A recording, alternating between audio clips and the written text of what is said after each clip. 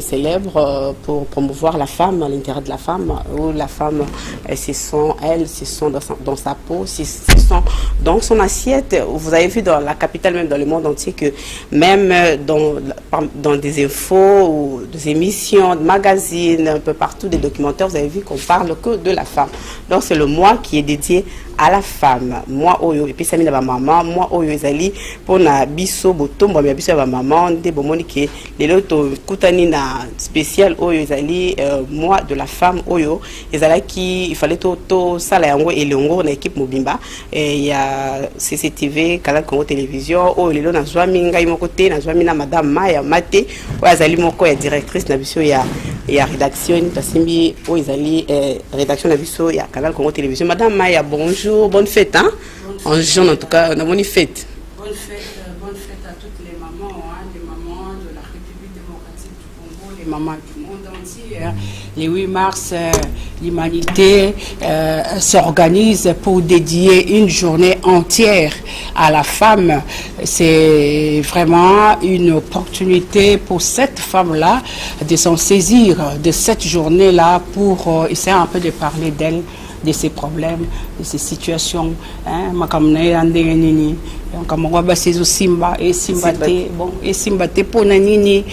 C'est pour cette raison-là que nous aurons des invités au cours de cette émission. Donc, au moins, maman est belée. Donc, maman n'y soit RDC. Maman, bafandisa makambo ndenge balobaka tozana ba mama ba bunda ba luka vie esike zo glanda bango tozana ba mama ba catégorie nyonso. Donc déjà sur ce plateau nous avons une invitée, nous avons madame Anne-Marie Makombo. C'est une femme battante. Je la connais depuis longtemps. C'est une maman pour Canal Congo Télévision, Radio Liberté Kinshasa. Elle a été avec nous, elle est avec nous et elle sera toujours avec nous. Et donc nous allons commencer l'émission avec elle, Pamela. 42 ans jour pour jour depuis que la femme, le monde entier célèbre cette journée. 42 ans déjà à Maya, comme vous avez dit tout à l'heure, est-ce qu'évolution est allée, est-ce qu'ils étaient 42 ans jour pour jour. L'émission est là, bon, moi on a un peu spécialité dans les années que tout ça là en haut, on est invité par défiler, tout ça là en haut. Tokotika o ezali pe rédaction dans le bouquet madame anotiko pour na maman na biso on a ba question ezali pe ya ba maman oyo ba sengeli ba ye ba nini ezali bolam pour la maman ya ba catégorie pour monsieur ça ba catégorie nyonso. Madame, en tout cas je vous laisse avec la grande dame. OK. Merci. OK, d'accord, merci beaucoup Pamela, hein. Merci beaucoup. La fête ne fait que commencer ici au plateau de Canal Congo Télévision et nous commençons notre fête avec notre première invitée. Notre première invitée, je l'ai déjà annoncé, c'est madame Anne-Marie Makombo. Elle est c'est une politique. Vous êtes une femme politique. Maintenant, vous êtes en train d'évoluer dans un parti politique. Vous avez été dans plusieurs formations politiques, grandes formations politiques. Là, j'ai fait allusion au mouvement de libération du Congo, hein, parce que là, c'est notre président Jean-Pierre Bemba lui-même. On ne peut pas parler de CCTV sans parler de notre leader, Jean-Pierre Bemba. Et quand on parle de Jean-Pierre Bemba, oui, vraiment, vraiment. Vous allez, d'ailleurs, donc, Maman Marie Makombo, soyez la bienvenue dans cette grande émission. Merci. Et nous débutons tout de suite avec notre thème national. Nous savons que le pays a décidé d'un thème.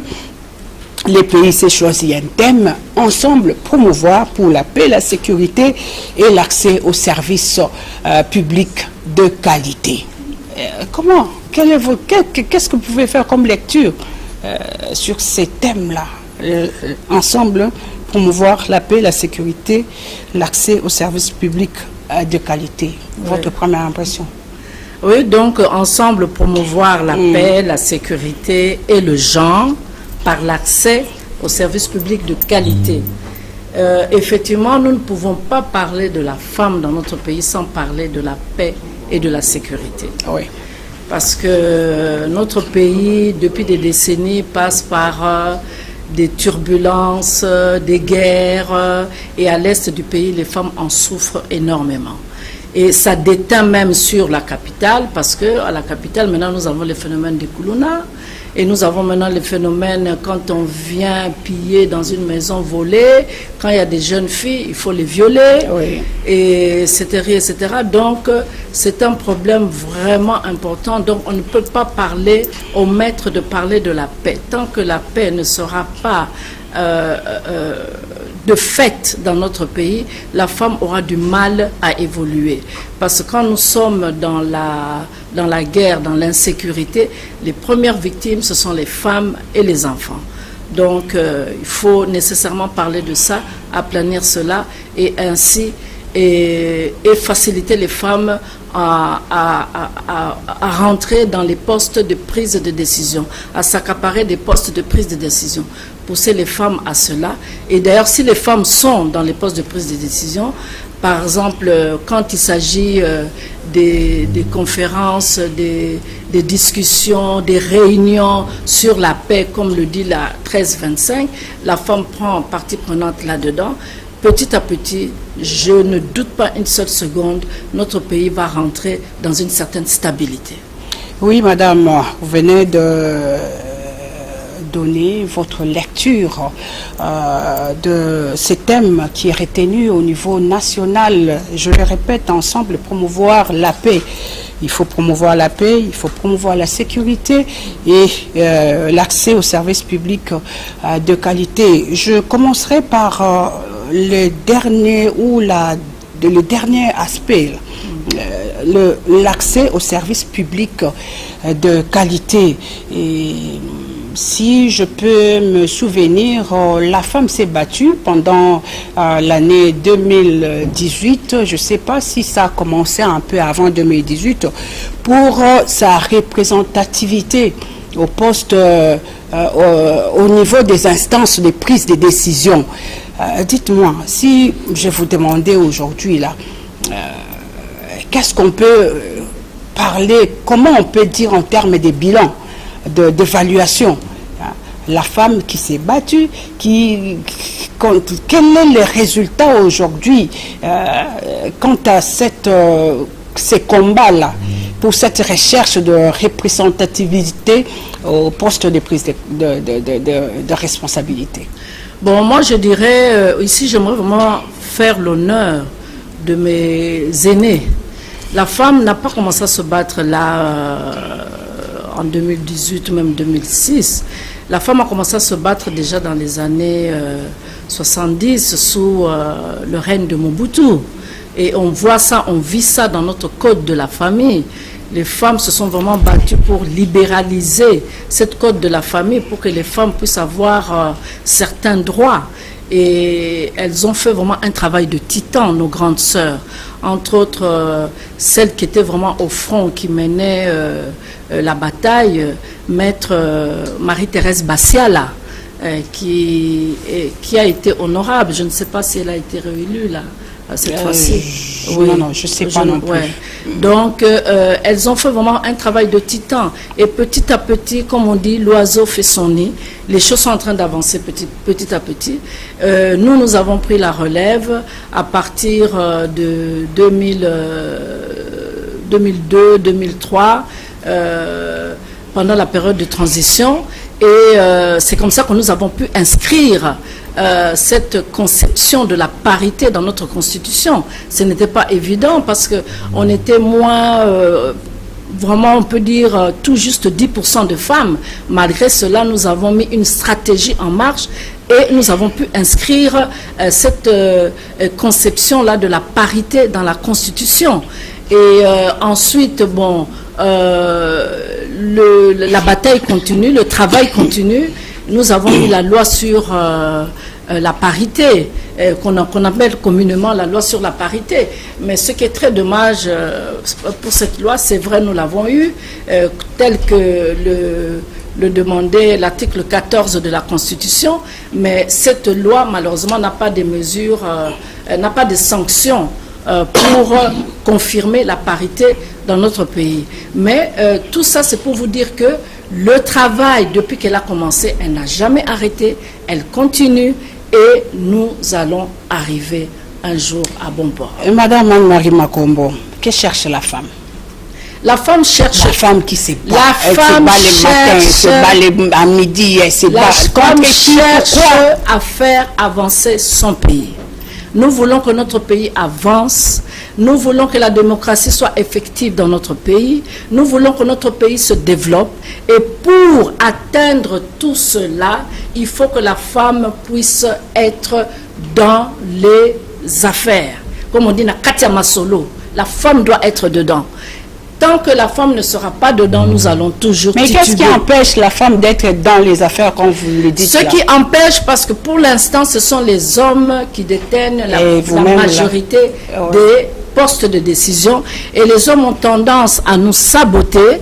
Et c'est ça, c'est pour ça que la femme se bat pour revendiquer ses droits. Nous ne faisons que revendiquer nos droits.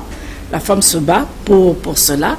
Et voilà, c'est ça qui bloque.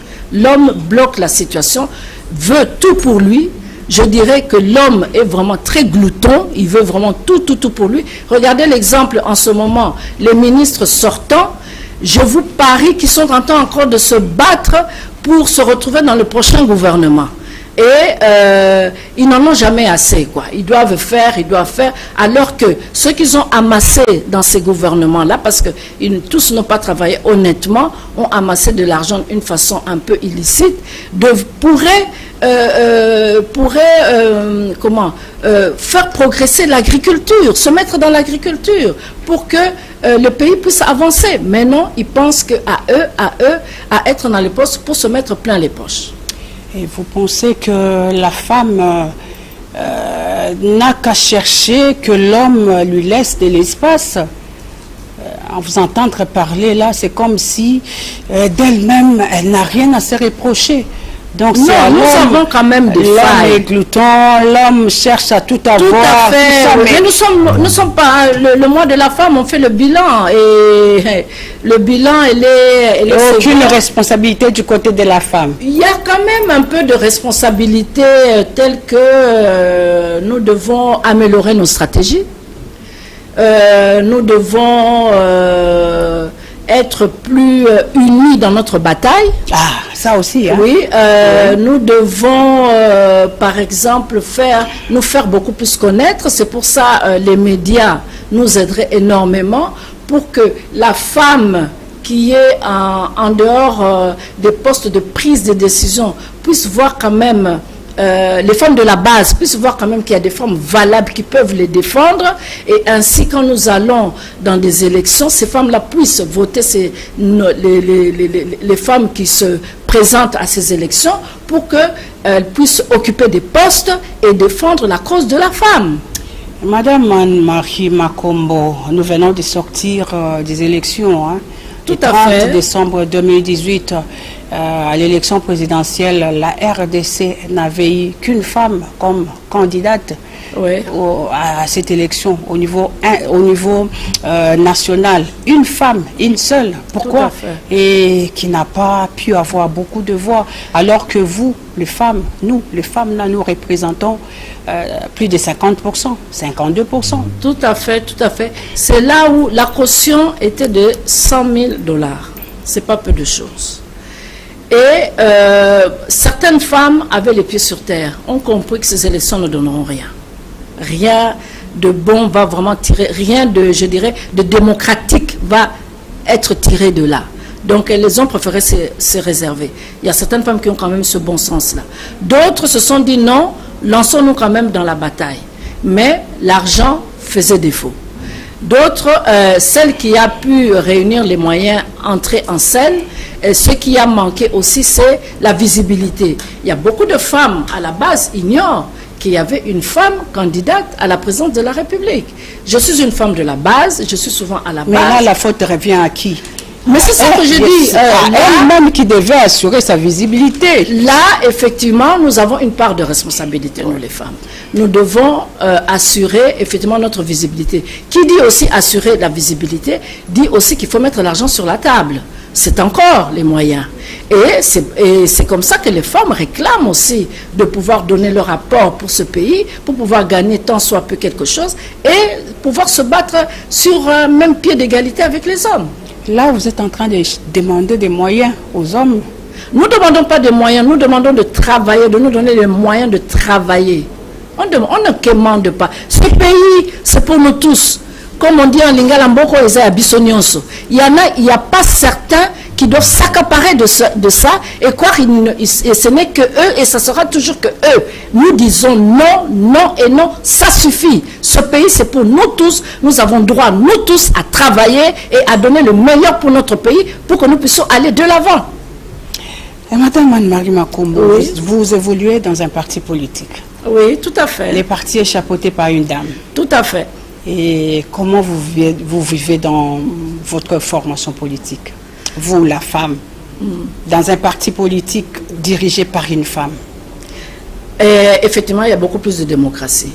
Moi, je suis une femme, je dois évoluer dans une organisation, on me donne une certaine liberté. On ne doit pas étouffer ma façon de voir les choses. Quand on m'étouffe, je ferme la porte, je m'en vais. Cette phrase que souvent on aime dire dans les partis politiques, discipline du parti exige discipline, c'est pour étouffer souvent les gens. Dans un parti politique, on peut avoir plusieurs idées différentes, on discute et chacun apporte un peu son apport. Et au lieu d'être là, timoré ou bien peureux, on ne peut pas donner son avis parce qu'on a peur du chef. Je ne peux pas évoluer dans de telles organisations. Voilà, Maman Marie Makombo, 8 mars, Masola ba maman tozo beta, to beti na lingala, to beti na français. Tozo le ba, to promouvoir kimia. Na bomoko to promouvoir kimia. Na bomoko to promouvoir to tomboli sécurité. Sécurité na lingala eza moi passe. Kimia kaka. Kimia, eza kaka kimia. Pe na bomoko ango to tomboli to pesi makoki na ba mama ba kota na ba service public nyonso mais ya qualité. Donc na kati ya misala nyonso ba kota. Siko lelo pona ba mama bazolanda na ndako. Mama ni marqué akoyebisa bango nini. Ke ba papa kaka ndefo ba pesa mama nzela. Totan ba bengi o mama yaka na parti politique ofandi na ona ndaku.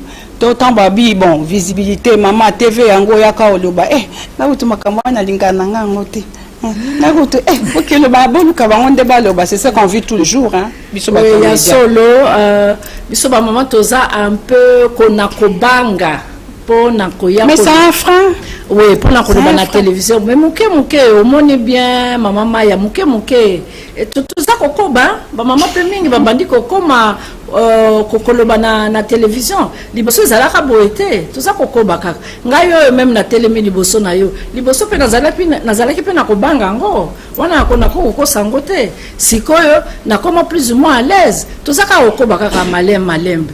Mais sinon pour na libota na biso esengeli ezala koyokana na papa ezali te oloba parité yo wana telemi atenga ifona salabo ezali ka koyokana na papa tango ponaki ye lokola azala comme moitié na yo azala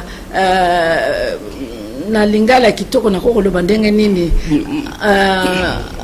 eteni na yo eteni na yo tango ndimaki nakanisi boyokanaki na ba ide nyonso monaki ko moto yo ko vivre na ye vie na yo nyonso nzambe akotiko na mokili oyo ke ba ide na bino eza kokokana soko moni ndenge wana te ko welela kaka te po na elenge libala il faut ko bala mobali o moni ke ana mobali oyo na ko s'épanouir na boyite que parfois na kati ya libala ba surprise ezalaka okanesaki lokola balobi kota na libala mona bolumbu ya koba donc omoni makambo okanesaki te obandi kokamwa yo moko mais en général okomona à peu près donc il faut esala mana boyokani nga jamais na kolobela ba mama non parité il faut kende ata papa lobi non ezandenge wana te wana toza ko boma la cellule familiale eza sacré pour bana na biso bakola bien il faut bakola na kati ya cellule familiale oyo na kati ezali compréhension yali ambolingo yali bana bakokola malamu. Maman olobili kambo parité mutuna oyo nazala nango tango nyonso na tambola na oso na kuta na bino ba femme politique bitumba ya mama mwasi femme congolaise eza bozoluka 30% au bapesaka bino to boza na kati ya 50%. Toza na kati ya 50%. Constitution na biso elobi parité. Parité lingi koloba 50-50. Mais ezalité du jour au lendemain kaka boto la muki aller 50% ngo et salami boy non et kokoba malembe tito koma na 50%. Mais ezali toza koluka 50%. Soki to kobi tozala ki na 10% to komi na 20%. To ko sepela to ko lobeza avancement. Mais to ko telema wana te parce que finalité na biso ezali kaka 50%. Siko soki totali na gouvernement na poste no so commandement wana gouvernement parlement provincial national to kiena ba ngambu nyonso esika poste à commandement na kati ba entreprise partout boko okosa l'évaluation ya pourcentage ya ba mama bomati boza ya kokita to boza ya kotelema toza ya ko tokiti muke par rapport na ba 2006 hein tokiti muke mais parlement oya siko ndenge za kokende tomati muke vraiment na zakolo ba muke parce que toza à peu près ya ba 12% donc tomati muke mais en général tokitaki et tokota siko ndenge toza kokende na makambo ya sika ebimi tokota ndenge toza kokende.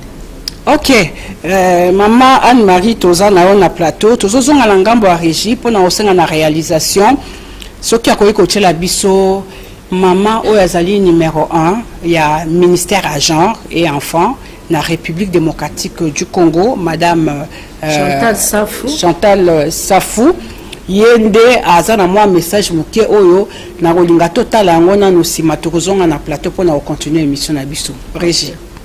Les membres du cabinet de son excellence monsieur le président de la République, monsieur le gouverneur de la ville province de Kinshasa, ici mesdames et messieurs les mandataires publics, excellence madame officier supérieur des forces armées et de la police, mesdames et messieurs les agents et Kinshasa, mesdames et messieurs les membres de la société civile, mesdames les joies et les souffrances de ces pays, mesdames les mamans, à vous toutes nos jeunes filles, jeunes femmes, étudiantes et jeunes, messieurs les hommes genrés, les hiforchis, accompagnateurs, pu nous bénéficier de votre présence.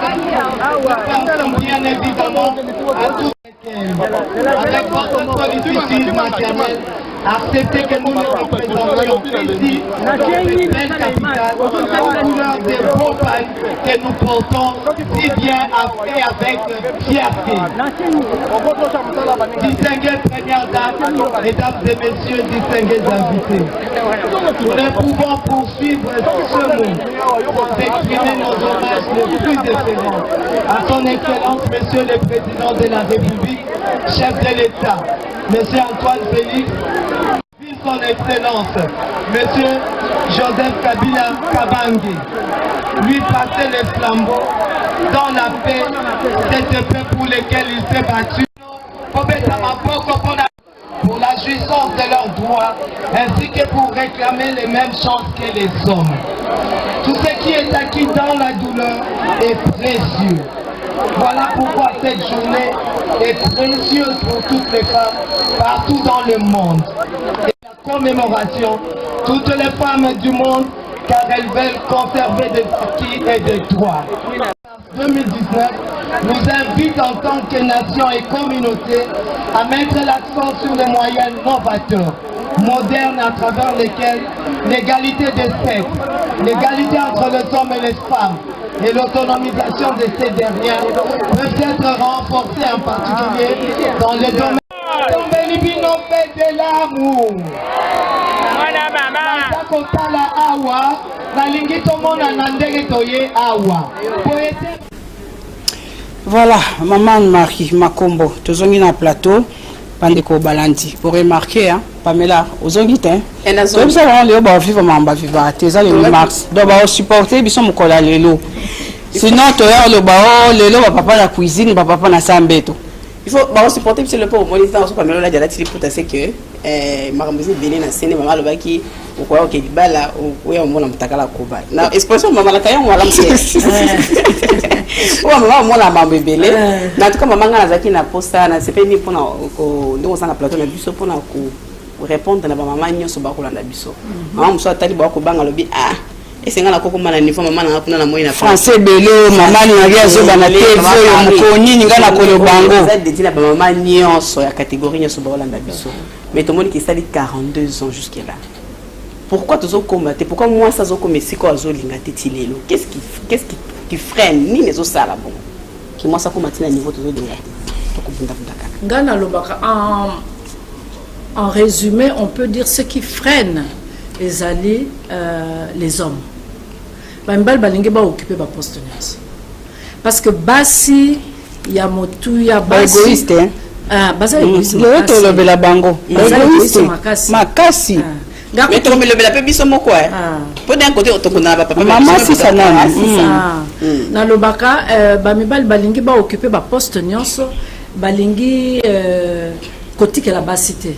Total kaka ngana za ko pesa moi exemple ya munene ba élection isalami ya ba législative na ya provinciale. Ah. C'est comme le rôle en français, c'est un secret de polichinelle. Bati bateau. On est bati qui basité. Bamiti kaka bango ba mibal. Non, ezandenge wanate ba mibal balingi kozala na nyonso kaka bango. Mais biso pe ba mama. To salaka effort de s'instruire. Balobaka faire la politique c'est quoi? Faire la politique c'est oza koyoka kolanda makambo ya mboka na yo. Zalaka pe kuna courage ya kopesa point de vue na yo na makambo za kolanda. Zalaka na courage ya kopesa point de vue na yo na makambo za kolanda. Biso ba mama soki ba mibali bazawana na mona ngo na ba parti politique na biso ba mama to komi ba baba.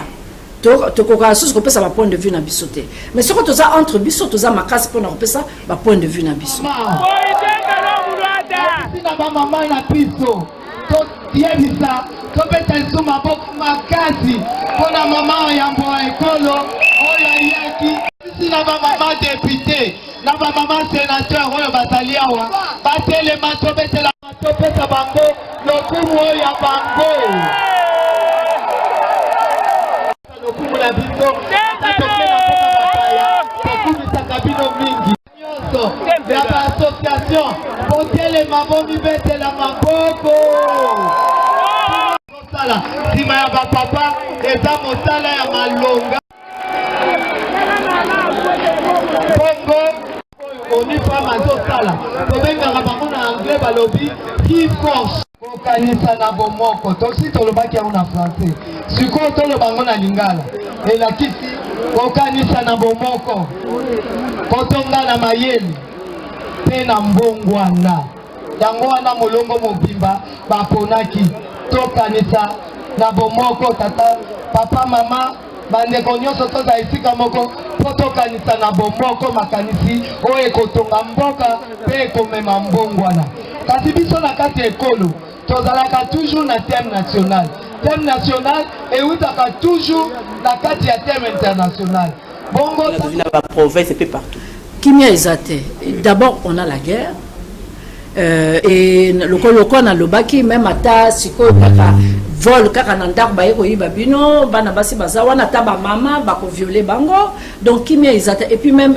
cette sécurité balobi sécurité pour promouvoir la paix et la sécurité na ba foyer ezate ceux qui bana bazako zanga biloko akoleka ko pesa kimia na mama te ko pesa kimia na libota te ceux qui bana micronos bazako benga na bango na classe au minerva les futamité et ko pesa kimia te ko pesa sécurité te donc paix wana ezate à cause du social qui ne va pas du tout dans notre pays. Donc, Kimia ezate. Et pourquoi le social ne va pas tant voter un budget na parlement. Bamiba mutuba tondi kuna budget ce comme on tous les rubriques qui ont trait au social, bon, bon, même parfois, en cours de route, allez, devient et pas un sous. Donc, ni kimia et kokota na libota na biso. Tous par exemple, tu énuméré pour moi comme quoi, tous paix, kimia. Totalité paix na foyer, na famille, travail, société, puis politique. Tout banako, moi, tout qui est maman, même maman ya pour na tout iba. Bon, totalité paix na kati na foyer. Maman et c'est quand qui est loin d'anda kabiki na kimia na kati na foyer parce que ça journée ba maman so za abala azaka moi ça libala. On a yeza iloko muso salati. Mais na libala bali pe foyer ngo kimia pe zati. Akanisa libala journée malonga kimia zati. To éclairci na maman o ba fandi ba kotalo na libala. Avant de kimia zati amoni ki na suki. Une telle femme makanisa ya kosuka. Qu'est-ce qu'il faut? A kene makanisa de là il y a makanisa ou je ne sais pas pour essayer un peu de canaliser des femmes perdues. Voilà, vraiment, ça demanderait vraiment toute une émission, mais na volé caca. Oui, na kokolo baboye. Moi, c'est en gros oyo azana libala. Oyo le bien sala qui doit d'abord à salaka parce que azako occupé ban, azako occupé mobile. Ah, on a un saladé. Et ça musala vraiment dans les autres pays maintenant la Suède tout ça, bazako que ça bien bon pour na musala. C'est ça. Mais nakolo baboye mama wana en dehors de ça akoki koluka activité moko akoki ko régénérer ye ba revenu akoki koluka soki aluki akozwa. Il y a beaucoup parfois de la négligence. Les lots écoute na radio na wuti koyoka moi simoko na kanisi comme na ezalaki maman Julie o yazako beta ba mabanga. Kutu mobile na ya le baki noko kendete aux na santé faible tout ça mabanga il faut comment dirais-je il faut des efforts physiques okoki ko sala musala ndenge wana te mais asali alobi na musala ngo azako sunga pe papa pour compléter mbongo ba minerval mbongo biloko akolia na ndako nda molibota na ezako de liboso. Il y a toujours quelque chose qu'on peut faire. Ok. Avant qu'on arrive à continuer, tous on a nos micro baladés parce que Toyoka qui tenga tout à réfléchir ma maman nabiso ya canal Congo, il y a CCTV ndé ba réfléchir na mukolo na lelo o ezala ki bango so na maputa ba réfléchir sur journée à lelo 8 mars, journée dédiée à la femme. To la na bon tous on a to kama kanti na bango.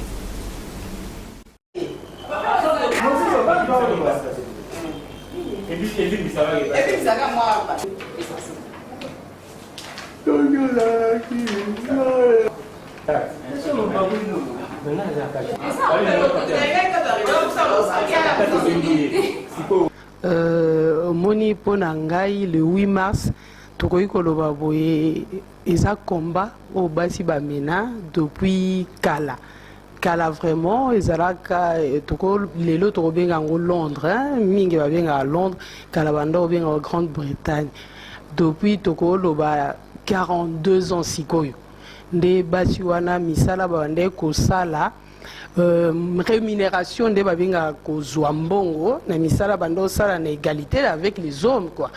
Mais rémunération na bango ba femme ezalaki différent na ba mibali yango ba talaki que non c'est pas possible parce que musala to sala izandenge moko yango ba revendiquer ki droit na bango que mbongo tozwa lolenge moko ndenge balobaka na mibali yango à partir de là likamboyo il y a ko revendiquer droit de la femme et banda kino to komi lelo eza bien pona ngana mona kango eza vraiment bien ce qui quelque part en justice ezali il faut ko zongisa makambu na nzela mais ko zongisa makambu na nzela comment il faut oloba il faut otelemela likambo monique eza injuste yango nde tozo kumbama depuis tolobi lelo 42 ans donc nous ça les salama le début c'était difficile mais si tozo kende 20 ans 30 ans sikoyo pour biso exemple là on a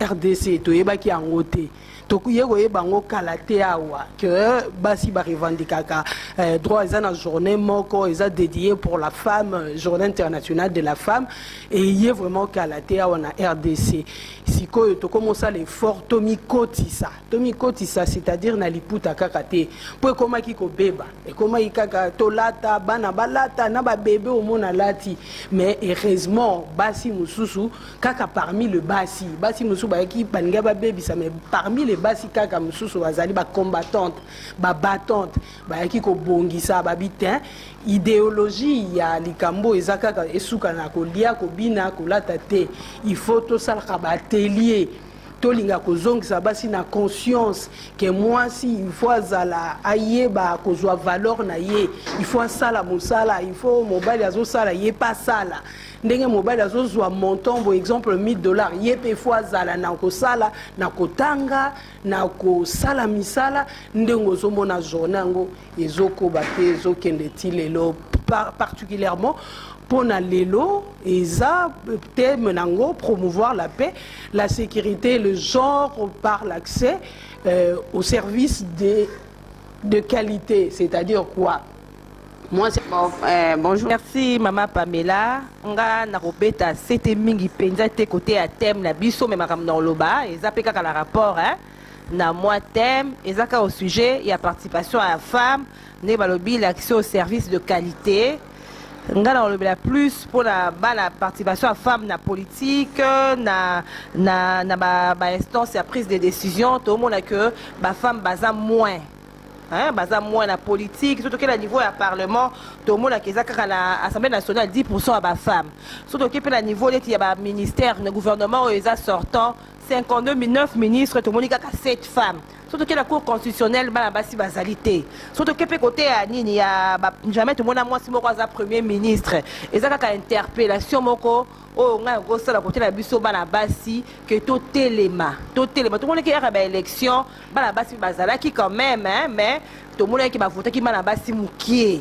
Voter ba basi mukie surtout que na ba statistique tout le monde que population la biso 53% eza ba basi. Mais basi o baza ko voter o ba telemi baza tant que ba électeur to baza tant que ba élu baza mukie et loko wana ndeko singa ke to telema bana basi pona to telema to za ba femme politique tous par exemple basi o baza liboso na biso tout le monde ba basi de quoi ba Eve Bazaiba to vi ba maman Angèle Makombo baza moi belle maman oyo a telema qui candidate présidente de la République Marie-Josée Ifoku tous à la ebele pour te leadership politique et ba femme na République démocratique du Congo et telema moi c'est ça la carte que moi soit va na ndaku po bota po lamba mais moi si pas ça ko a participer na gestion et à choses publiques. Hein on a peut-être qui message na ngala mukola lelo et puis que thème oyo que présenter ngai et comment le la slogan chaque année bomoni thème moko bobo tangango bo sali ba banderole mais ba femme pour pas s'approprier pendant la thème wana ba message ba et ça la makate il faut pe na cadre wana ba sensibilisation ezala na éviter ceux qui ba sensibilisation ba séminaire et ça la mingi pour être basi battre ma peine na Congo par rapport non seulement à droit na bango mais par rapport à participation na bango na politique dans les institutions et consorts. Thème wana tenga pour la journée le 8 mars faisait la journée il y a réflexion pour na base parce que il ne suffit pas seulement qu'on réclamer parité mais il faut être capable il y a cause à la hauteur net mobile il y a cause à la misala peut-être au mobile ba ko sala moi c'est pas à la mécanicien moi c'est pas à la par exemple ingénieur moi ça à la peintre il suffit pas seulement qu'on a un slogan que qu'on réclame parité mais il faut pas qu'on mérite parité wana yangwana na osenga par exemple na ba structure ya ba société civile ba structure ba encadre ka basi ba yeba vraiment na ko organiser ba séminaire ba remise à niveau ba formation pour na ko pesa basi mayele bazala vraiment na bagage intellectuel pour na ko permettre bango bazala pe na niveau moko na mibali c'est ce que moi je peux dire. tozongi nde na lobaka télévision za la radio te bomoni pe boyoki ba réaction selon ba via ba mama na biso ya canal Congo télévision ba misala musala bino musala ndenge ba lobi na kanisi bozu ebele na otali likanisi ya journée ya lelo pour la maman le lenge ne singeli o kanisa pour na makambo ya maya na pesi yo maloba et puis pour na voilà continuer kaka na tolobaki émission so continuer monsieur sina noté mais invité na biso liboso to libérer aza mama aza na ba tâche belé ana ba fonction belé ana makambo belé mais avant de libérer tozana mais to kotuna ye moi motuna comme tel maman nous avons tout le mois de mars vous aurez à venir discuter avec nous sur les thèmes continuer avec les thèmes nationaux et discuter encore sur le thème international parce que là aussi il y a un grand problème il y a beaucoup de choses à dire là-dessus un petit mot un petit message à l'endroit de l'autorité publique de l'autorité du gouvernant congolais par rapport au thème retenu ensemble promouvoir la paix, la sécurité, l'accès aux services publics de qualité, tout ce qu'on a eu à discuter ici, bon un petit mot à l'endroit de l'autorité. L'accès au public, aux services publics de qualité, je dirais que au président de la République, il y a l'article 81 dans la Constitution, qu'on a tendance à négliger, qui donne des prérogatives au président pour nommer les mandataires publics, pour nommer les diplomates, pour nommer dans la magistrature. Donc, il a ces prérogatives-là de nommer, qu'il pense, de innover, qu'il innove pour nommer en mettant la parité là-dedans, 50-50. Comme en Allemagne. Pourquoi pas? Les femmes compétentes, il y en a. Donc, le président, pour se faire violence, pour nommer les femmes. Parce que je sais que les hommes sont là vraiment devant la porte, se bousculant, pour que ce soit toujours eux. Mais qu'ils fassent cette innovation de nommer 50-50 hommes-femmes. Donc, je demande à cela. Et je dirais que pour les femmes aussi, je tiens à dire, il n'y a pas de sot métier, il n'y a que des sottes gens. Donc, les femmes ne minimisent pas tout ce qu'elles peuvent faire pour gagner de l'argent, pour sauver l'éducation de leurs enfants. Le pays est très difficile en ce moment, c'est très difficile. Il y a vraiment le chômage, la pauvreté. Nous espérons que les choses vont aller en s'améliorant, mais dans l'immédiat, que les femmes ne minimisent pas tout ce qu'elles peuvent faire pour sauver leur foyer. Comme ça, les enfants qu'elles sont en train d'élever seront demain vraiment des femmes battantes qui seront vraiment à la pointe, qui auront une bonne instruction pour pouvoir contribuer à l'avancement de notre pays. Maman Anne-Marie, j'ai suivi une dame aujourd'hui. Elle était en train de plaider pour que les femmes boycottent la journée d'aujourd'hui. Pour elle et son association, elle dit que cette journée n'a pas sa raison d'être du fait qu'à l'Est, il y a toujours ce qu'il y a là. Et nous sommes en train de parler de la promotion de la paix, de la sécurité, pendant qu'à l'Est, il n'y a pas cette paix-là et que l'autorité, le gouvernement ne fait rien. Il continue à ne rien faire là. Et effectivement, c'était une occasion quand on voit que l'aspect paix et sécurité pour boycotter la journée. Effectivement, ça peut se défendre. Mais je dirais ceci, cette journée n'est pas seulement une journée de fête, c'est une journée aussi de bilan. Nous faisons notre bilan. Et nous peaufinons aussi les stratégies pour l'avenir. Donc, il faut profiter de cette journée et de ce mois de mars pour vraiment faire le bilan et les stratégies à venir pour que nous puissions avancer dans notre combat. Voilà, merci Maman Anne-Marie Makombo. Merci beaucoup.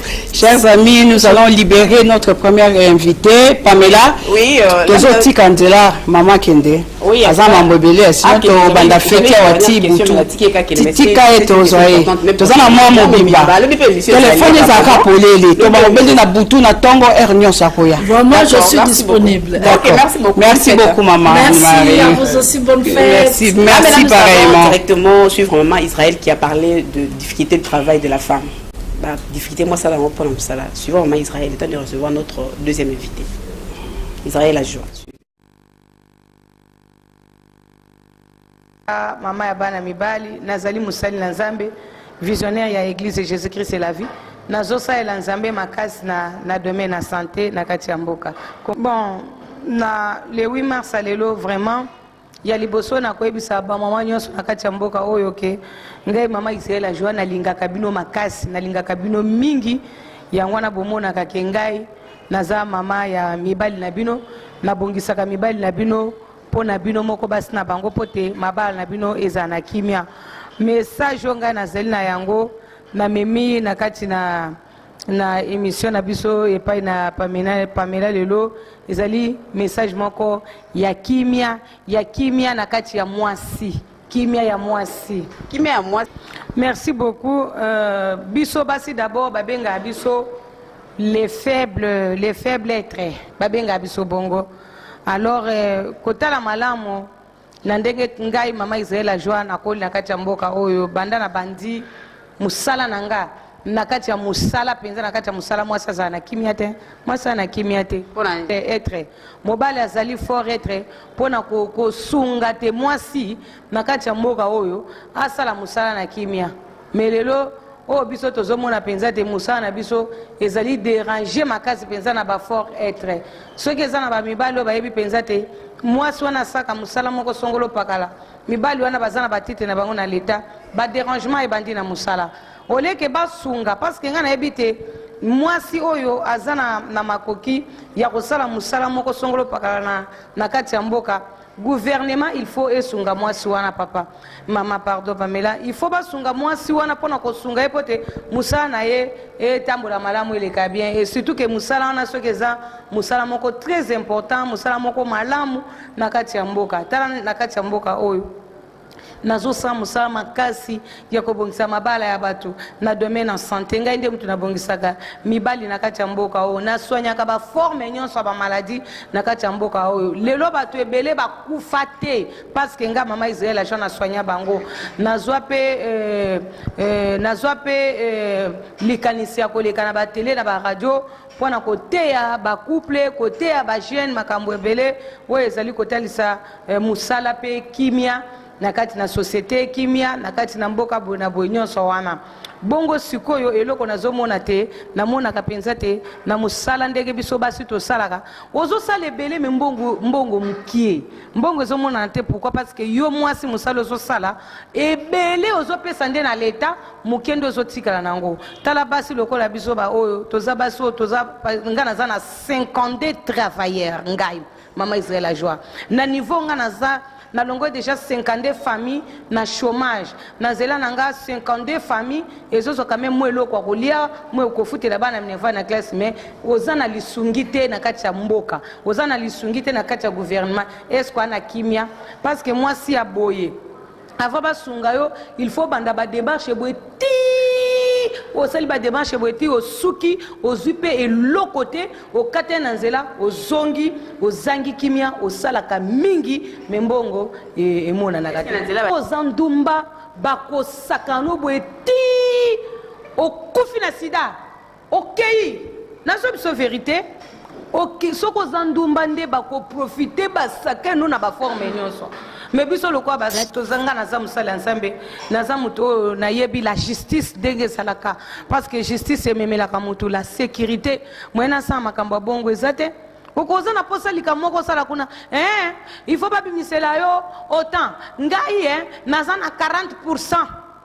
Mais ce que yo mutu tamba ko bimiselo o tikala na soki mwa mukoko tikala na ngwana na ebela batoza na bango na ebela musala oyo fosa o sala o ezosenga ke ozana mbongo na maboko eko sunga yo ozo mbongo abi yango na total ka tobite malamu na misunga nanga na makoki nanga moko ke na banda ko kende kolanda kuna pona ebike na mboka nyonso esika likamalamu ezo salama l'état foyer l'État moko foya sali ba démarche na ye ayebi lolenge nini ya kosunga esika na to sundola biso basi to na kimia te toza basi belé na kati mboko tozo sala penza musala makasi me mbongo zo mona te tozo sunga mabota ebele me mbongo ezate na maboko ko vanda boso surtout kona basi ba moni pano ba komi mama Israël la joie mama wana esili mukande ko uta nord sud est ouest tous les 4 coins cardinaux de Kinshasa jusqu'aux extrémités du Congo nyonso wana mboka nayebi so kofongola mala mikanda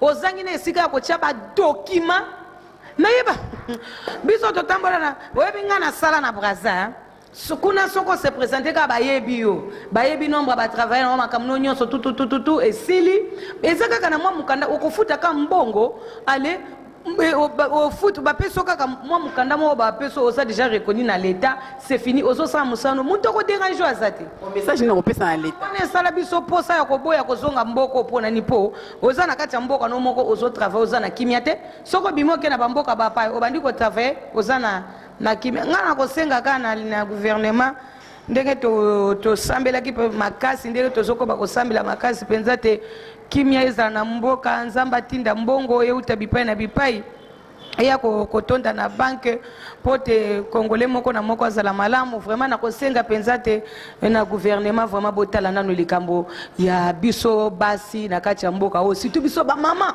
pote bosunga biso ba mama nyonso bazana misala na kati ya maboko bandeko bosunga biso tokende liboso parce que biso ba mama to travaillera vraiment na justice moko makasi to zaka vraiment na souci ya ba famille ebele surtout ngai mama Israël a joie ndenge na zalaka na avenue Kimbondo numéro 530 bandeko na changer adresse na komi face à face na ndako ya ex-président Mobutu nazali face à face na ndako ya Mobutu et kangama na régie des eaux donc Kimbondo numéro 530 kanga ina zalaka na zo senga penza na gouvernement a sécuriser biso ba mama to na kimia te to zo senga ne fils que sécurité pour to zala vraiment na kimia na misana na biso ndenge to zo sala boy numéro nanga.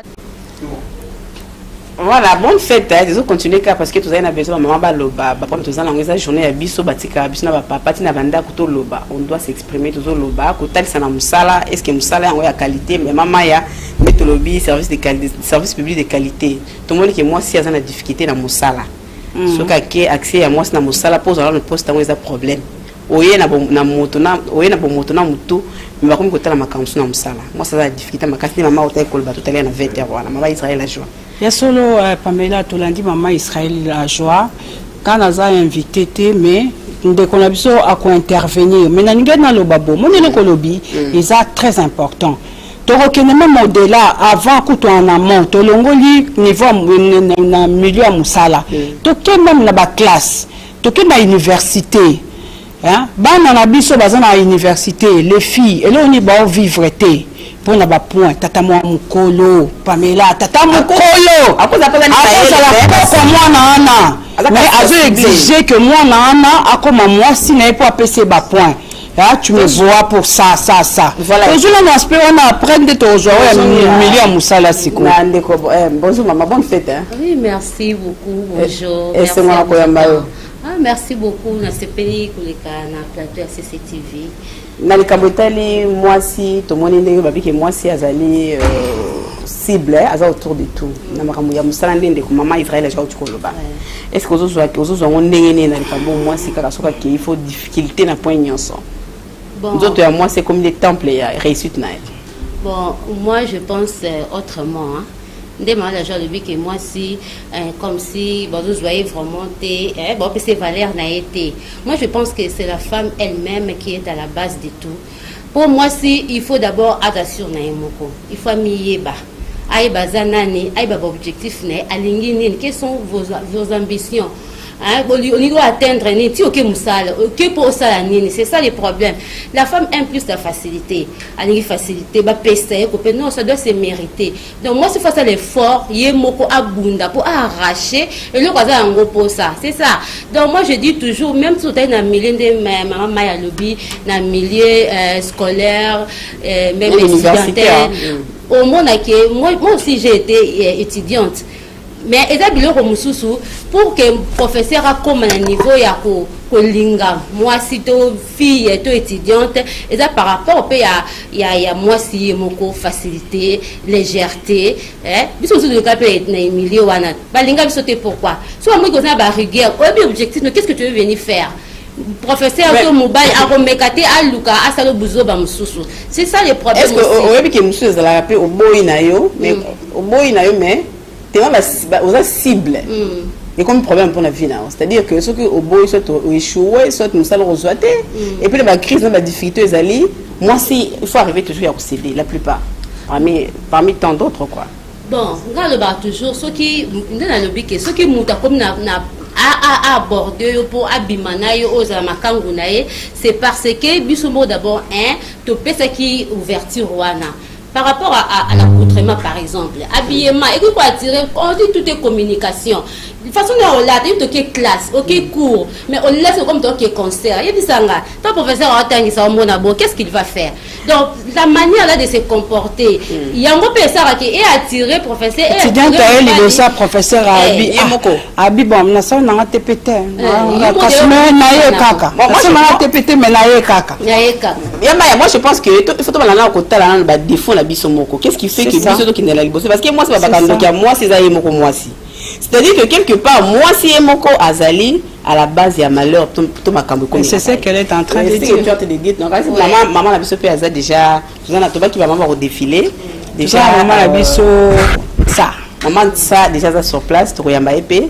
Mais pour la ressource qui ça, matin conseil européen c'est na maman nyon so bazo penser que pour travailler, pour réussir, pour faire ceci, il faut qu'à Camille paie ça. C'est tout les bassi, c'est beaucoup plus jeune fille. Voilà. C'est pourquoi je dis la femme aime plus la facilité. Si tu es dans l'école, tu es dans l'université, pour nous tanga, moi je dis toujours, on doit s'assumer. Ok, au tanga, il faut luka, oser un plus, le kokendeli. Pourtant, on est dans le milieu du travail, oser compétente. Sois compétente, parce que Moussa va payer ça, tu le fais très bien, avec toute fierté. Mais sois compétente, toujours tâtonner, on mérité, tu ne sais rien. Donc ça ne doit pas être un cadeau. Hein? Moi, si Fabunda, il m'a arraché ce qu'elle a besoin.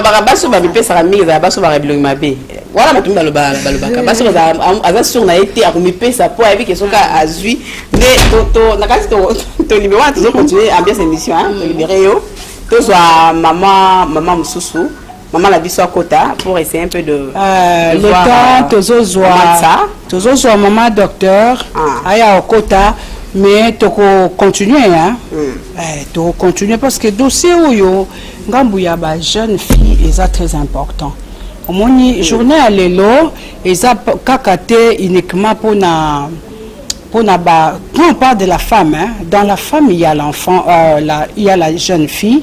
Dans la femme, il y a même la petite fille. Hein, il y a même la petite fille. Katia, la femme oyo a célébré Mukola Lelo le 8 mars. Donc il y a la petite fille oyo bazo oyo pe na mabota mususu tilelo yo. Moi, la petite fille, on a sacrifié au profit de Kona Mobali. Ah, il y a aucun libalate. Bon, la classe, c'est ça qu'on a moi, la mokoto, pèse dans la Mobali, parce que moi, Mobali, dans la famille, oui, moi, si on a 2 ans, 6 ans, 7 ans, 8 ans, le bilan, on a la kakati. Mais, aucun cas libalate. Mais, le ministre peut belé. Tout le monde déjà, tout le monde, maman, a bien invité mon ganga. Tout le monde biso pe to le bara na ba TV angwa pe na ba poste mususu pe nzamba sungi toza basi donc eza na moi ba makambo belé oyo lelo e aussi mbate mukolo ta eza muke na télévision na pesi pe mbote na maman biso na pesi maman biso na mbote bonne fête maman. Merci beaucoup, maman journaliste. C'était pour moi, ma maman, c'était moins de ça, la maman, en tout cas, c'est maman Claudine. Ah, est-ce que la présentation n'a pas maman Claude, ça. Aza Monganga. Puis Aza politicienne. On va titre. Tout comme baba.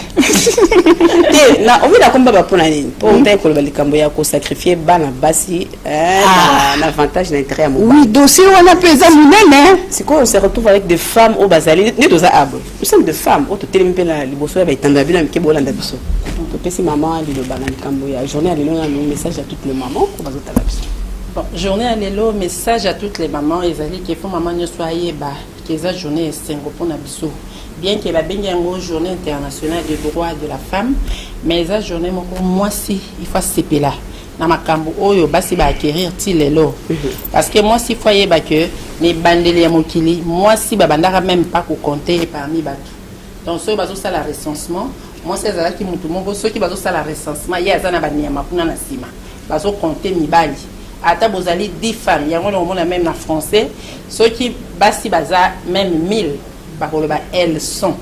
Mais ceux qui battent mobile moko comme na masculin. Ils sont bandati et pas même pour la français autolobaka makambwani zalaka.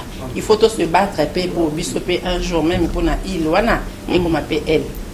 Bon, la journée à l'élo tomoni thème national lobby to soulever 3 points na kati ozali paix, sécurité, accès aux services publics de qualité. Na likamotali kimia ba maman nazo meka ko bandela ko tuna question na République démocratique du Congo ane toza mboka na biso. Est-ce que ozo banza na toza na kimia ba maman penda kimia zali na mboka na biso? Bon, na mboka na biso vraiment mboka na biso za mboka oyo valeur ya moi si ezozonga tous les jours sima. Moi si azokoma na valeur oyo azalaka na même à l'époque avant l'époque coloniale. Moi si azozonga de plus en plus sima. C'est la personne la plus négligée na kati ya la structure nyonso ya mboka na biso. Donc pour moi je peux dire que sécurité à moi si na kati ya Congo eza ata mokete. Eza ata mokete pour la jeune fille congolaise, maman congolaise, les lois comme moi si oyo aza suna valeur te maman. Faut bazo considérer dans le monde que azali moi simoko azali na légèreté, azali na facilité. Est-ce que vous avez un aspect moi si à Congo aza moi si aza na légèreté te, aza na azo luka facilité pété. Moi si à Congo ezali ba structure ya mboka na biso. Motezo kitisa moi si à Congo tellement on sait que a commis minable moto oyo balobaka ventre affamé na point d'oreille ata balaxi e ba principe nyonso poazela poazwa ceux qui mutavandi na pasi wane umeli akozala kaka tenter ami pesa na n'importe quoi. Donc moi si à Congo ceux qui azokoma lelo na o bazobenga ba facilité ba canapé ba tout cela, c'est notre organisation, c'est l'État congolais qui emmène la femme congolaise à comment la situation wana. Moi je le dis avec beaucoup d'expérience dans une expérience comme ça là il y a 30 ans chez l'État, je sais que c'est l'État qui est responsable et il y a position au moins si à Congo za na molema. Maman Claude Nsa, je vous pose une petite question hein. Une question qui me vient à l'idée comme ça. Vous parlez là de la femme qui est négligée et maintenant même là, vous venez de pointer du doigt l'État congolais comme étant l'auteur de cette situation-là. Est-ce que vous ne pensez pas que la femme elle-même est-elle responsable à un certain niveau de cette situation? Madame, je vais vous dire une chose. Parce que l'État congolais a des textes. Il y a des textes qui cherchent à défendre le droit de la femme. Notamment, il y a la Constitution. Hein, la Constitution d'abord, qui parle de cette protection-là, de cette femme-là qui doit être protégée par la loi du pays. Mais quand vous pointez du doigt l'État congolais là, moi, je vais vous dire une chose. Vous allez voir, nous avons un ministère des droits humains. Ouais. Je pense que la femme doit être... le ministère est chapeauté par une femme. Par une femme que j'aime bien. Nous avons ce ministère. Et nous avions, à l'époque, avec le chef de l'État sortant, nous avions une femme conseillère du président de la République en matière de viol. Vous allez remarquer, commençons par l'école primaire. Est-ce que vous savez qu'aujourd'hui, dans les écoles de l'État, même dans les écoles privées, dans certaines écoles privées, envoyer nos enfants à l'école, c'est les exposer au viol des enseignants et des responsables, surtout, j'ai déjà vu, comment on les appelle, les propriétaires des écoles. Les promoteurs. Les promoteurs. Nous avons remarqué ça. Et quand vous posez les questions à ces filles-là, ils vous disent, maman, qu'est-ce qu'on va faire? Est-ce que l'État congolais ne connaît pas que ces histoires-là se passent? L'État connaît, les responsables les connaissent. Mais est-ce que ces filles ont une adresse où ils peuvent aller accuser? Ça n'existe pas. Ça, c'est du viol. Et c'est reconnu. Je ne suis pas la première à le connaître et je sais que la conseillère chargée de cela connaît. Deuxièmement, je veux vous dire une chose. Nous parlons de PST. Nos enfants qui vont à l'école, il y en a qui apprennent la corruption et le viol, le point sexuellement transmissible. Ah, ok. J'étais à l'université. Moi, j'ai été parmi les étudiants difficiles pour les cotes. Hein. J'ai déjà repris une fois parce que le professeur a décidé comme cela. Et je lui ai dit, je vais reprendre. Ce n'est pas pour le sexe, c'est parce qu'il voulait que les choses se passent telles qu'il pensait. Moi, je travaille avec les hommes. Et les hommes là veulent décider pour nous. Si tu ne te laisses pas à ce qu'eux décident pour vous, vous n'allez pas progresser, vous n'aurez pas de promotion. Et c'est connu. Pourquoi j'ai dit c'est l'État qui est responsable? Parce qu'à la jeune fille, on ne lui a pas donné l'adresse où elle peut aller. Mais il y a des organisations de défense des droits des femmes. C'est où? L'adresse est où? Je vais vous donner un exemple aujourd'hui. Une fille violée au Congo, il va appeler à quel numéro pour être prise en charge? Mais il y a un numéro, enfin je sais pas. Numéro qui n'existe pas. Nous ne le connaissons pas. Si les journalistes ne connaissent pas ce numéro-là. Il y avait un numéro qui vert qui était donné. Ça n'existe pas, je suis médecin. Une fille violée, pour l'aider à retrouver le violeur, pour aider l'État à retrouver le violeur, doit être examinée immédiatement après le viol. Donc, l'État doit mettre des structures telles qu'une fille violée puisse avoir de l'aide immédiatement et on saura comment attraper le violeur. Ça, c'est un élément que je vous donne. Donc, pour vous dire que chez nous au Congo, la femme n'est pas prise en charge. Donc, il ne faut pas condamner la femme parce que j'ai bien dit que à l'époque, la femme n'était même pas comptée parmi les humains. Si aujourd'hui on les a comptés, c'est parce que maman tu as la Kébélé. Réalisation le but de poto les Kébélé tout ça. Oui, la lingala mais question parce que ah si ça non likanisio ils ont que des malamu mingi yoyo. L'État congolais est responsable, il y a pas si ya ba maman congolaise. Il y a ba maman ya Congo, on doit responsable nango azali l'État. L'État ya Congo ayebi mama kaka na leur oyo alinga milakisa soki mutalinga lukanzela akanga pouvoir les siga bayaka mama yaka okomona nombre batolika ya ba mama là les mamans sont importants wana baye bayembi basepeli bapesi bango mwambongo na bango bazungi mais tango mutu wana kozwa kaka structure soki ministère soki nini bapesi kaka ba ayebi lisusu droit ya ba mama wana te yango nazolo baboyi.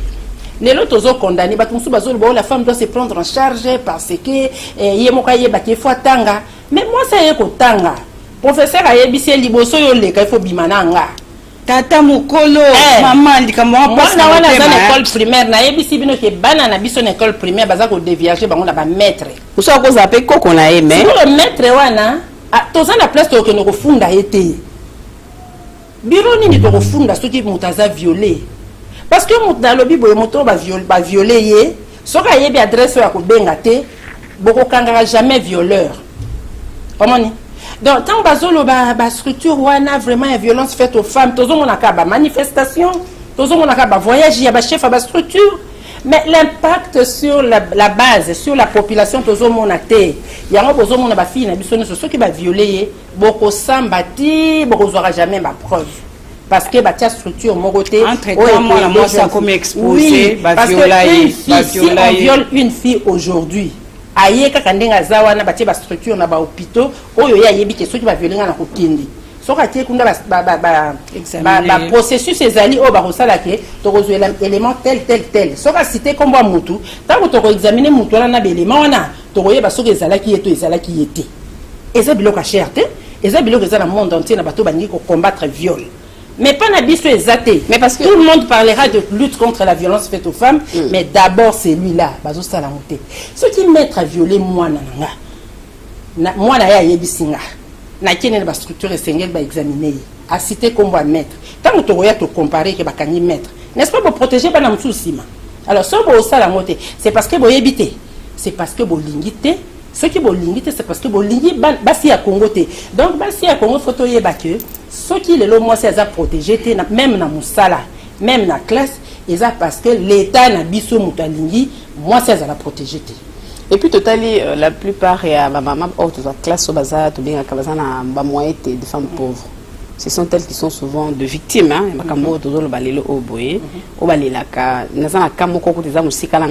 La deuxième avenue, c'est quand la femme dit, oh, bah, viola qui moi, la maître a eu moi, à 2 jours, qui accompagne moi, tu m'amènes des cahiers.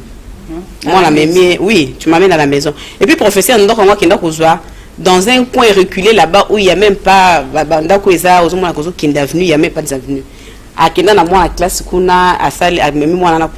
à 2 jours enfermé à violer une petite fille là. Parce qu'elle est en 6e, si je ne me trompe pas, de 6e primaire, voilà. Et maintenant, la famille cherchait l'enfant, baluki moi, voisin n'a pas permis mais moi papa me conseille les canaux moi mais on dirait que c'est-à-dire que non, ce monsieur a violé pendant 2 jours. Maintenant, quand la famille a su quand les alabattu les jeunes garçons qui curiosité moi si ça la recherche l'école c'est professeur comprendre qu'il y a un professeur on a carte même pas un professeur ça veut dire mutumo ka sala bloc on a bandakala il faut découvrir avec l'état parce qu'ils a été finalement il va comment qui va violer qui moi et l'enfant est là. La maman est trop pauvre, une femme pauvre. Azo mon a été par où aller avec des connais qui l'école ma papa na quoi il est un professeur mort depuis donc à tirer service moko à saluer ba relation l'enfant est là il est victime. Maman est beska okinditi. Vous voyez par exemple ce genre de femme. Baka bon et cause elle est belé par-ci par-là. Qui est responsable de ça? C'est l'État, non? Qu'est-ce qu'on va dire? Qu'est-ce qu'on va leur dire? Bavan baota la biso maman nande bavan baota la biso bango bazo souffrir. Biso peut souffrir. Pour me rappeler dans la même situation que les lois attendent un médecin, mais si on me violait aujourd'hui, qui va me protéger? C'est la même chose. Comme je dis, le cas de violence faite aux femmes au Congo est négligé. La femme n'est pas protégée. La femme n'a aucune adresse. Moi, si on a un cas de moussala bazo yebsaye, yo, soko sali ndenge to yebsaye te oromona. Moi ça roya moussala boba ko futa batuna salaire ya l'État. Aki okuta salaire na zuité. Atuna mutu no chef na moussala o yo lingo sama kamndenge tozo yebsaye te. Yebsanga moi si on a ko funda. Avant de se faire fondateur, avant de karati à Bandasko au de la banque. Ça c'est la réalité, je vous dis. Là maintenant, moi je suis fonctionnaire de l'État depuis 1989. Ouais, tu as aspect sécurité tout comme parce que la femme n'est pas sécurisée. La femme n'est pas sécurisée, c'est l'État qui néglige la femme et qui la met dans cette situation-là. Dans le bâtiment qui a yébité, à côté de Tuna, à côté de la Tisaï. Parce que la situation, nous venons de l'intérieur. Je viens de mon village. Il y en a qui sont à Béni, qui sont à d'ailleurs, moi, je suis à la classe, à communier à la merci, à professeur. Il y a maître. L'intérieur, moi, on a autant de l'année. Kinshasa, c'est un peu comme ça, sur l'intérieur, c'est un peu comme ça. C'est-à-dire, ça, là, qui va là-bas, moi, c'est des classes, à plus de 50 km à pied. Aller-retour, les réseaux qui sont des classes. École de la classe. Donc, pour vous dire que la femme congolaise a quitté Penzana CEO Yazalaka. Même si on a une chasse à Tozolo, on a une université. Zouaka Kamutana côté université. Est-ce que Tozo mitunate et loko Tozo benga alongi na ye mukolo ya suka? Tozo tala mote bisonyoso. Na pona nini bato baza ko sepela, motaki ko sala travail à fin d'études. Bisonne soto yebike azuna yete mais to sepeli kaka. Est-ce que le travail à fin d'études des alliés clôture ya o nyoso mutasala ki? Pourquoi qualité ezobi mamabe surtout ya moi si? Ezobi mamabe parce que to yebike parcours na ye ezaki mabe. Alors est-ce que l'État est bien monté? Ministre de l'enseignement primaire et secondaire ou bien ministre de l'enseignement supérieur. Université Université PSI. Mais l'université n'a pas fonctionné à sa régime nanane. Le ministère, non? Le ministère a contrôlé. Biso la politicien. Towe la tous à ministre pour année. N'est-ce pas pour ça Moussala ou bien tout quelqu'un ou liambon? Tout n'est pas tout ça Moussala. Tant tout ça Moussala. Pour tout bongisa, oh les aïki mabé. Mais la Congo est tout aussi tout jura tout bongissaraté. Je vous dis, ça nous fait mal au cœur, surtout quand je regarde une fille. Une fille, quand il dit tontine, na défense na le balabon car il a dans travail na on pose quelques questions sur ton travail ba woni so ba yakate ma bande ko nga mutu yakate travail yo moko sali ozo ba nga poser aux questions et bon mon ministre yé moko azo mona te que pour les femmes pour que je parce que une femme au mutu les a vraiment bien bâti so ba yena musala za l'aise ata pour déranger à occuper na bino yete bala malo ngane musala akene na mayele na a débrouiller à aux à l'aise mais tant que ça c'est parce que bino nyonso na ba ministre na banani bolingi kaka basi na bazala ndengona po bomone na ba. Mais pauvreté peut se gangréner côté à tout ma maman parce que tout les maman tellement pas les qui y a tant papa me ça les athées et moi comme ça ma les athées autant la moi na ko éduquer moi ni ba no biso o bino mo bobo biso mo to boti o bazaki non azo elelo kwa kolia azo sumbe mo liputa c'est-à-dire que le moi na comme ko gérer au maman est-ce que oyebi pourquoi toujours la situation psycho que au moni maman biso banda banga soki mwana ye le koto za téléphone le na l'air na biso yo okota na téléphone de nanda na bino mais ton père est fonctionnaire de l'état azana ye ministre azana périgité mais c'est impossible parce que ayebi kinga mno zo bino en charge soki tozongi les sous ciment ba maman na biso wana malgré passi bon ya kala baba na mona passi te bazana compréhension mususu ya vie c'est ça soki basi omoni basi ya Congo mingi ozomona ba otambola basi école primaire te. Une femme, ce qui besoin de poser le développement en Mboka, il faut moi si à côté minimum, il faut moi cette école primaire. Il y a un moment où bon de là. Basta les sabiso na Congo, école primaire, ils allaient offrir peu obligatoire. Je pense que ce qui moi c'est à un certain niveau, le développement sera pour nous tous. Ce ne sera pas seulement pour sa famille. Moi si ce que ça à si ne fût que 6e année primaire. Oye bina gou ya classe ko yela. Alors, améliorer les conditions à l'école de l'État. Ça, l'école primaire obligatoire. Tout la plupart, il y a des bateaux qui gérer la diaspora. Diaspora, moi, je suis poste. La diaspora. Mais diaspora, na libanda, école primaire et secondaire, ils ont offert obligatoire. Et là, ils ont Congo mais diaspora na soka ya watabati na enseignement primaire et secondaire. Mais gratuitement ils là mais ils allaient rater balobango. Gratuitement on peut s'arrêter pourquoi? Parce que mbongo ngo ba pesa nani. Mbongo yo ngala kuti na mboka bazo futa. O pe ba futa à l'école primaire l'état ba futa nani. Ba futa gouverneur. Et ça mbongo gouverneur. Mais oui. Mbongo o baza ko pesa na école primaire et ça mbongo bazo ba ya gouverneur. Tant sous 30 000 francs. O pesa na gouverneur. Moi la motion na besoin ngalo bia za la moto. Bon moto ya moi si yango zo tombola kitamboka.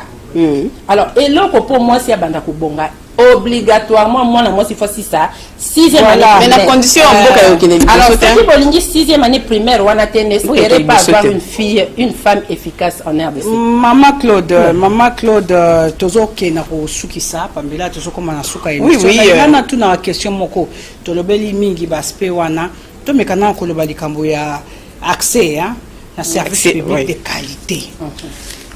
Oh, ministre, député, bazalara 500, narata 500, au quotidien, 50 femmes. Oh, ministre, gouvernement, et cause à 40 membres. Au quotidien, si qu'on attend, 7 femmes. Ok, na ba entreprise, au tali, ADG, ADGA, nani donc et puis la cour suprême mouké tout le monde est battu parce que qui a la moi ça zali cour suprême t constitutionnel attends moi c'est mon terre na habité moi ça m'a na niveau na bango zate d'accord siko na habité mais quand on ko ebisa biso likambo wana 30%, 50% parité, tout ça. Na moi tant que parce que réalisation ici surtout comment la. Omoni na Congo pour to comment le ko na réellement. Même en Europe, hein, net na Allemagne na ko les loba se battre pour la égalité. Et Allemagne mais différence Rwanda bazo bunda ba comme 50-50. Oya biso ya Congo basi baza mingi batanga. Basi baza mingi batanga. Et puis soko koti na musala yo muto tanga yo muto yebi musala eloko liboso mobali fois tala yo asukisa yo. Premier ministre pas Azalati. Toute une file des hommes dans l'entreprise. Nazo ba no mamba solo. Il faut souki sayo. Oui ba yebisa biso nini yo so mimo na yo zanani. Tu dois faire comme les autres. On les a ba parole biso to yoka. Tu dois faire comme les autres. Otuni e papa ngana yo to zara na université. Tozo diplôme moko. Tam suna le kana ngayo. Nani ko na le côté mais to sisi biso ne so siko yo yawa. Yo linga na to so susu. Condition muso se comme ya ko to sa ndengeni.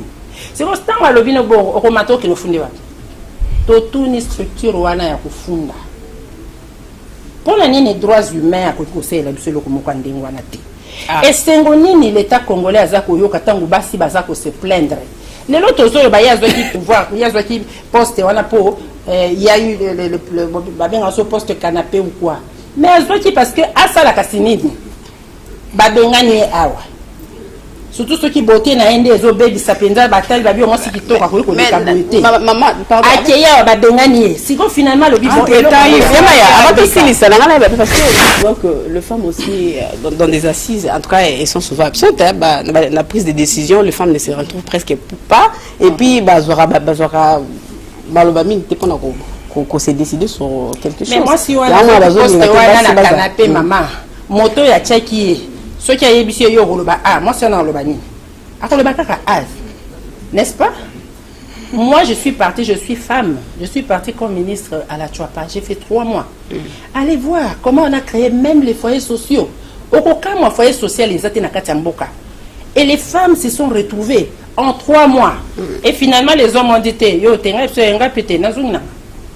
moi de la femme. Moi, je ne peux pas travailler parce que yo lingi. Tu travailles selon les principes. Et le réseau pour ma Congo et Anguana. Bato bani ko travailler selon. Il faut lancer. Nous sommes arrivés à la fin, je pense que justement na makambaye ko de la fin nga ezaboye. To sengi na président na biso Sika. Asala moi si faveur. Après ça, moi, si à occasion, attends, il y a faveur, on a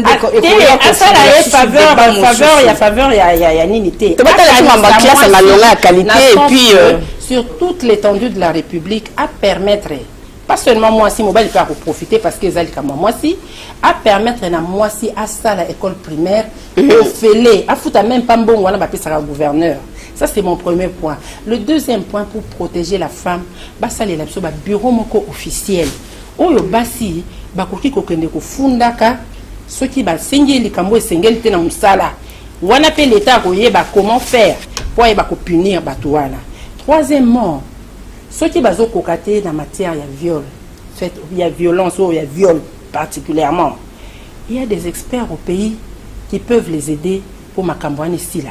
Viol wana bazo sala biso na classe na musala. Place à kolobizate vraiment to bondeli président Tshisekedi. Nambalo yoyaye ameka kosalisa mwasi na ko matisa ye mo niveau o esengeli. Pour moi, ça c'est la première dame, salisa biso première dame. Yé mon papa ta masolo, maman, madame Maya, to comme na suka. To comme na suka Pamela, en tout cas, bande ko walandi. Émission. To toni ba botonde, goût mais silité. Émission pour silité. Au moins la tourne. To zalo bila 16h. Hein? Doudou Montire Milton réalisateur na biso tozo to cité kitoko modèle oyo tomoni ke tobenga ba mama ebele baye muke me balobi makambo ebele ya kitoko koleka na garantie réalisation ça biso faveur hein to continuer nango parce que nous avons tout le mois de mars maman Claude je pense que kozala kaka dispo ya koya ko répondre parce que makambo lobi oyo et puis nangala lo ba mama to clôturer na lo ba boy ba mama biso mo beto milinga to bito sara biso mo poto ki liboso ba mama ebele fa ba défiler baza kuna na académie de beaux-arts bazo sala ba ngona lo fête fallait to ba malonga ana kasi bo landa ngai vraiment moi si yakuma pile kwa mobile so bibali me batoni ya ebele ne to ba ya TV parce que la visibilité na bango c'est ça tant le bec au pouvoir au lobby alingi yo kotate tant oui azo bunda yo za ko bina.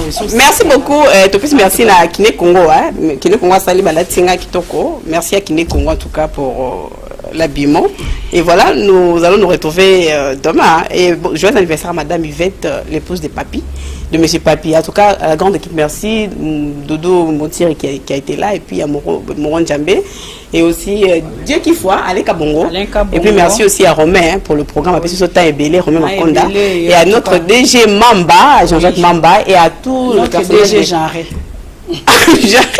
à tous les personnels de Canal Congo merci pe ba maman bonne fête na maman famille na monga flana yo maman nyoso minganga ba maman Claude Ntsala et maman ba maman politique nyonso ba maman nyoso to à Marthe aussi félicitations na komi ba botelinga moi félicitations à Marthe première dame merci parce que félicitations pe azali na ba maman pour esika ba maman ba kananga bango nyonso qui message à madame a dédié journée pour la maman nion soabi et la journée nabiso on se retrouve demain quant à moi demain à 16h bye bye avec regard au féminin merci. Voilà.